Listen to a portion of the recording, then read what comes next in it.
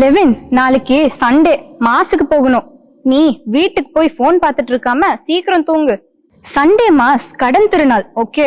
அது தவக்காலம் முடிஞ்சாலும் மிஸ் பண்ணக்கூடாது. பிஷப் தாத்தா, எனக்கு ஒரு டவுட்டு. தவக்காலமும் முடிஞ்சு போச்சு, ஈஸ்டர் நம்ம கொண்டாடிட்டு இருக்கோம். இனிமேட்டுமா நம்ம சண்டே மாசம் பங்கேற்கணும்?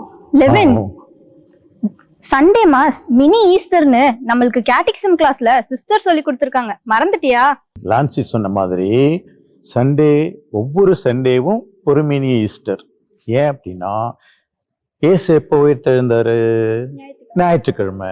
அப்போ ஒவ்வொரு ஞாயிற்றுக்கிழமையும் இயேசுனுடைய உயிர்ப்பை நம்ம நினைவு கூர்றோம்.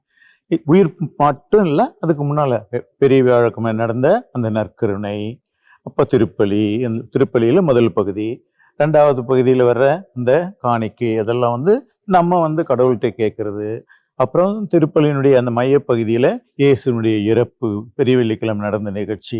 அப்புறம் கடைசியில் நாம நற்கருணை வாங்க போகும்போது அந்த இயேசுனுடைய உயிர். இப்படியாக அந்த திருப்பலி முழுவதிலும் அந்த புனித வாரத்துல நடந்த நிகழ்ச்சிகளை நாம சொல்றோம். சிறப்பாக ஞாயிற்றுக்கிழமை இயேசு உயிர்த்த நாள். அதனால்தான் திருச்சபை என்ன சொல்லியிருக்கு?